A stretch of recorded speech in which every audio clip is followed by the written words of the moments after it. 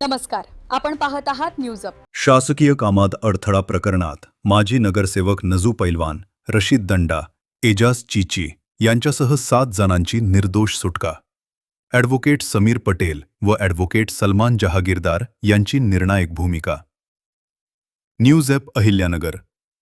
अहमदनगर येथील जिल्हा व सत्र न्यायाधीश क्रमांक 7 श्री तायडे यांनी दिलेल्या महत्त्वपूर्ण निर्णयात शासकीय कामात अडथळा आणल्याचा आरोप असलेल्या माजी नगरसेवक नजू पैलवान, रशीद दंडा, एजाज चीची यांच्यासह एकूण 7 जणांची निर्दोष मुक्तता करण्यात आली।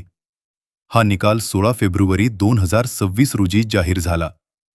प्रकरणाची पार्श्वभूमी: कोतवाली पोलीस स्टेशनकडून दाखल करण्यात आलेल्या गुन्हा रजिस्टर क्रमांकात तोफखाना पोलीस स्टेशनमधील फरार आरोपी रशीद दंडा याला अटक करण्यासाठी कोतवाली पोलिसांची टीम गेली असता उपस्थित आरोपींनी अटक प्रक्रियेत अडथळा आणल्याचा आरोप करण्यात आला होता।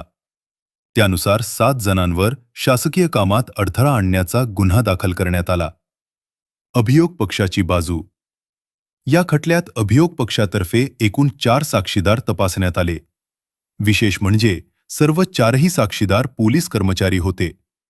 मात्र साक्षी दरम्यान कोणताही ठोस पुरावा, स्पष्ट कृती वा आरोपींचा थेट सहभाग सिद्ध न झाल्याने साक्षींची मांडणी न्यायालयास पटली नाही। न्यायालयाचा निष्कर्ष: सर्व साक्षीदार पोलीस असूनही कथनातील विसंगती, ठोस पुराव्यांचा अभाव, आरोपींचा सहभाग सिद्ध न होणे या कारणांवर आधारित न्यायालयाने सर्व आरोपी निर्दोष असल्याचे घोषित केले।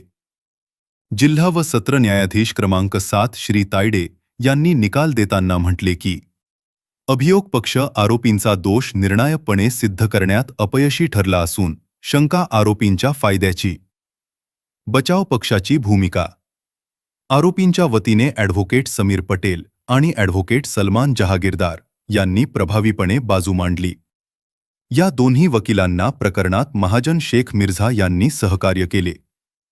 बचाव पक्षाने सादर केलेल्या निवेदनात पोलीस तक्रारीतून निर्माण झालेला गैरसमज, तथ्यांचा अभाव आणि चुकीची जोडणी हे मुद्दे भक्कमपणे मांडले। न्यायालयाने त्याची दखल घेत आरोपींना मुक्त केले। अशाच विश्वासार्ह आणि खरी बातमी पाहण्यासाठी न्यूज अप चॅनलला लाईक आणि सबस्क्राइब करा। धन्यवाद।